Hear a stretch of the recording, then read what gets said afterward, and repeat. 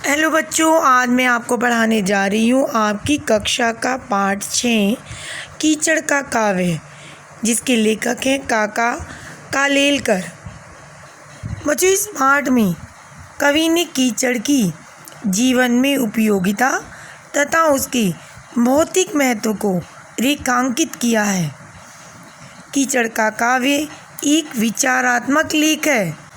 लेखक कीचड़ जैसी गंदी मानी जाने वाली वस्तु के गंदेपन को नहीं, बल्कि मानव और पशुओं के जीवन में इसकी उपयोगिता पर हमारा ध्यान आकर्षित करना चाहते हैं। वो कहते हैं कि धान की फसल कीचड़ में ही उग पाती है। अगर ये कीचड़ ना होता तो मानव और पशु अनेक नियामतों से वंचित रह जाते। यह काव्य हमें कीचड़ की उपयोगिता को बखूबी दर्शाता है। पाठ का सार है, लेखक को उत्तर और पूर्व दिशा में कुछ विशिष्टता का अनुभव हुआ।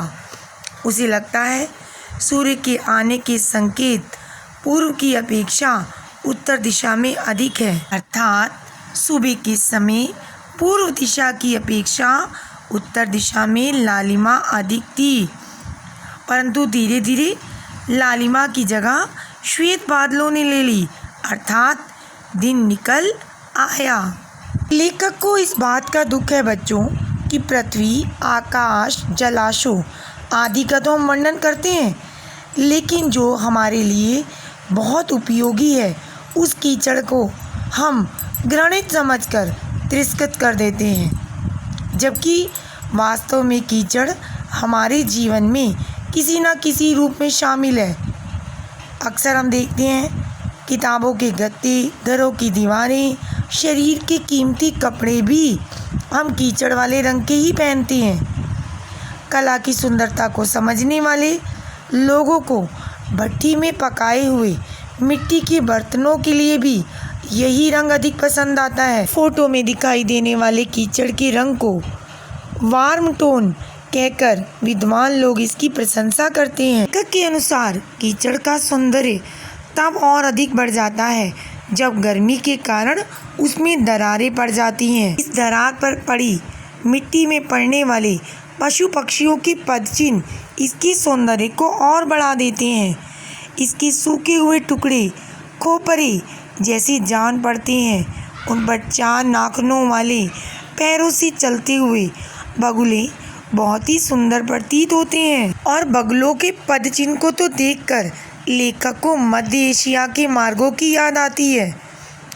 कीचड़ की और अधिक सूखने पर बैल, गाय, पांडे, भैंस, बकरी आदि जब उन पर चलने लगते हैं तो कभी कभी पांडे सींग लड़ाकर युद्ध करते हैं। तो लेखक कहता है ऐसा प्रतीत होता है मानो इस कीचड़ पर महिष कुल के भारतीय युद्ध का पूरा इतिहास ही लिख दिया गया हो। पाठ में लेखक गंगा और सिंधु नदी के किनारों में फैले कीचड़ की अधिकता के कारण अनोखा मनमोहक दृश्य भी रेखांकित करना नहीं भूलते। उनके अनुसार अगर कीचड़ की अधिकता देखनी है तो गंगा के किनारे या सिंधु के किनारे जाएं। यदि इतने में भी आपकी तृप्ति ना हो तो सीधे खंभात पहुंचना चाहिए। वहाँ महानदी के मुख से आगे जहाँ तक हमारी नज़र पहुँचे वहाँ तक हर जगह कीचड़ ही देखने को मिलेगा।